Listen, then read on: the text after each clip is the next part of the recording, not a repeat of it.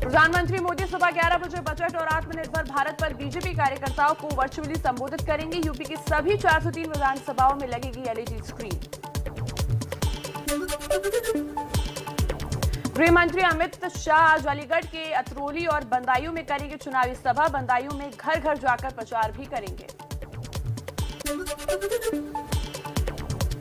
रक्षा मंत्री राजनाथ सिंह पीलीभीत और लखीमपुर में घर घर जाकर करेंगे प्रचार। मतदाताओं को संबोधित भी करेंगे। यूपी के सीएम योगी आदित्यनाथ आज मथुरा और बुलंदशहर में कई जनसभाओं को संबोधित करेंगे।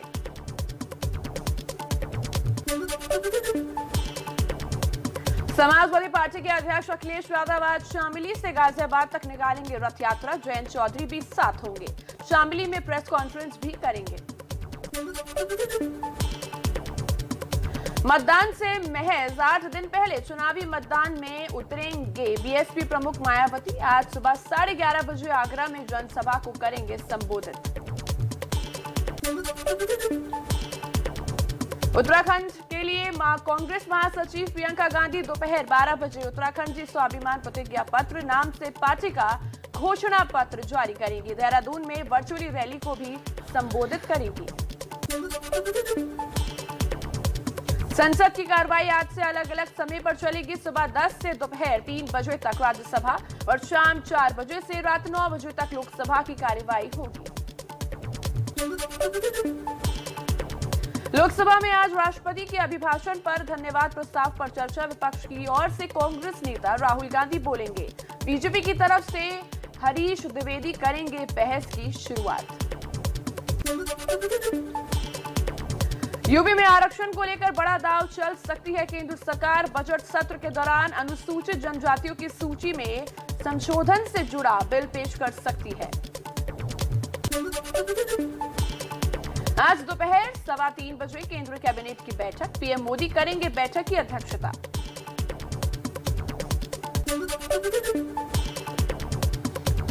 यूपी में बीजेपी के 17 और उम्मीदवारों को ऐलान। विधानसभा अध्यक्ष हृदय नारायण दीक्षित और मंत्री स्वाति सिंह का टिकट कटा।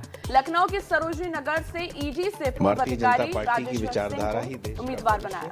इसको हमें आगे और बढ़ाना है। यूपी के डिप्टी सीएम केशव प्रसाद मौर्य कल नामांकन दाखिल करेंगे। कौशांबी के सिराथू से चुनाव लड़ रहे हैं मौर्य। समाजवादी पार्टी के 10 और उम्मीदवार घोषित। लखनऊ की 6 सीटों पर उतारे प्रत्याशी। पार्टी प्रवक्ता अनुराग भदौरिया को लखनऊ पूर्व से दिया टिकट। अपना दल ने रायबरेली की बछरावा सीट से लक्ष्मीकांत रावत को उम्मीदवार बनाया।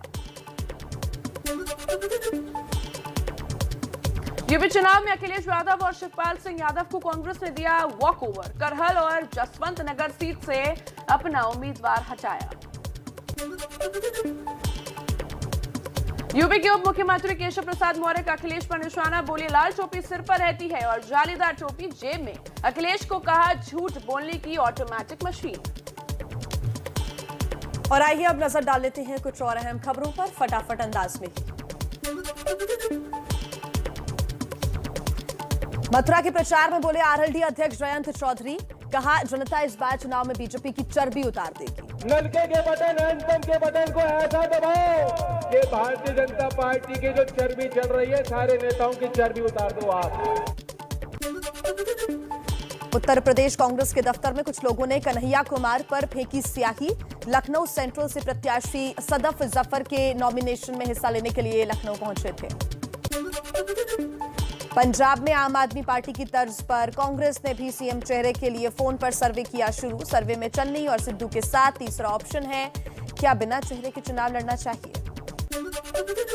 अकाली नेता विक्रम मजीठिया ने कबूल किया सिद्धू का चैलेंज। सिर्फ अमृतसर ईस्ट से लड़ेंगे चुनाव, जहां सिद्धू से है मुकाबला। मजीठा सीट से उनकी पत्नी ने भी पर्चा भरा है। पंजाब के सीएम चरणजीत सिंह चन्नी ने श्री चमकौर साहिब सीट से नामांकन पर्चा भरा। 2 सीटों से लड़ रहे हैं चन्नी। सोमवार को भदौड़ सीट से नामांकन दाखिल किया था। पंजाब में कांग्रेस को झटका। पूर्व मंत्री जगमोहन सिंह कंग अपने दोनों बेटों के साथ केजरीवाल की आम आदमी पार्टी में शामिल हुए।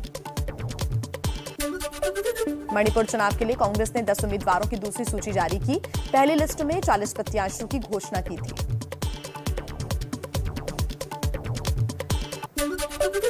छात्रों के लिए एक बड़ी खबर। सूत्रों के मुताबिक रेलवे में एनटीपीसी और लेवल 1 के छात्रों की जून तक की हो जाएगी ज्वाइनिंग। नौकरी को लेकर कई जगह हुआ था छात्रों का प्रदर्शन। भर्तियां भी मैं कह रहा हूं कुछ ही महीनों में तुरंत उसके बाद में भर्तियों का प्रोसेस चालू हो जाएगा। अभी सस्पेंड किया हुआ है। प्रधानमंत्री मोदी ने बजट की तारीफ की। बोले किसानों के खाते में सीधे जाएगी एमएसपी। किसानों की आय का दोगुना करने वाला ये बजट है। किसानों की आय बढ़ाने में बहुत मदद मिलेगी। एमएसपी खरीद के माध्यम से किसानों के खाते में 2.25 लाख करोड़ रुपए से भी ज्यादा सीधे ट्रांसफर किए जा रहे हैं। बजट के बाद वित्त मंत्री निर्मला सीतारमण ने पत्रकारों से बात की। बजट को वित्त मंत्री ने बताया फायदेमंद। बोले पीएम ने कहा था कि कोरोना काल में लोगों पर बोझ ना डालें। पिछले बार प्रधानमंत्री जी का आदेश था कि डेफिसिट कितने भी क्यों ना हो, पैंडेमिक के समय जनता के ऊपर टैक्स का बोझ डालना नहीं। केंद्रीय मंत्री पीयूष गोयल ने बजट की निंदा कर रहे राहुल गांधी पर साधा निशाना। कहा राहुल को गणित समझ नहीं आता, उन्हें हर चीज जीरो दिखती है। मैं समझता हूं बजट समझने के लिए समझदारी तो चाहिए। उनको आंकड़े देखने नहीं आते हैं, इससे उनको जीरो सम दिखता है। आइए तेज रफ्तार के साथ कुछ और खबरों पर डालते हैं फटाफट नजर। बजट पर बीजेपी अध्यक्ष जेपी नड्डा का बयान। कहा यह आम लोगों का बजट है। बजट में सभी वर्ग के लोगों का रखा गया है ध्यान।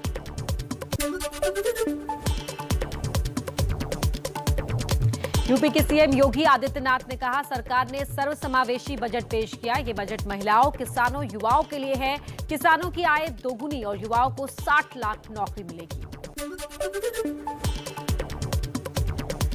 डिजिटल करेंसी पर कांग्रेस नेता पी चिदंबरम ने सरकार को घेरा। कहा आरबीआई नहीं, अमीरों के कहने पर यह फैसला लिया गया। 99.99% भारतीयों को इससे कोई फायदा नहीं। कांग्रेस ने वित्त मंत्री सीतारमण की टिप्पणी पर ऐतराज जताया। कहा मोदी जी और वित्त मंत्री यूपी के लोगों से माफी मांगे। वित्त मंत्री ने बजट भाषण के दौरान कहा था यूपी टाइप जवाब।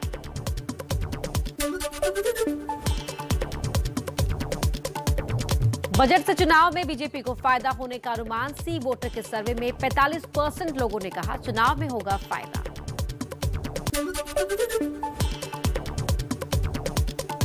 कमर्शियल गैस सिलेंडर हुआ 91 रुपए 50 पैसे सस्ता। तेल कंपनियों का ऐलान। अब कमर्शियल गैस सिलेंडर दिल्ली में 1907 रुपए का हो गया है। हवाई सफर हो सकता है महंगा। रिकॉर्ड स्तर पर पहुंची विमान ईंधन की कीमतें। एटीएफ की कीमतों में 8.5% का उछाल। देश में कोरोना के नए केस घटे लेकिन मौत का आंकड़ा बढ़ा। 24 घंटे में कोरोना के 1,67,059 केस, 1,192 लोगों की मौत।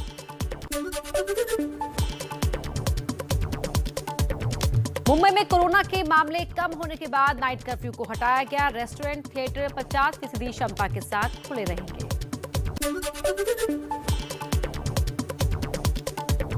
एंटीगा में आज अंडर 19 वर्ल्ड कप का सेमीफाइनल मुकाबला। भारत और ऑस्ट्रेलिया की टीमों में भिड़ंत।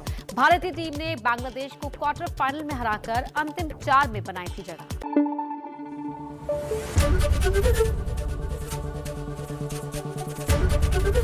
एबीपी न्यूज आपको रखे आगे।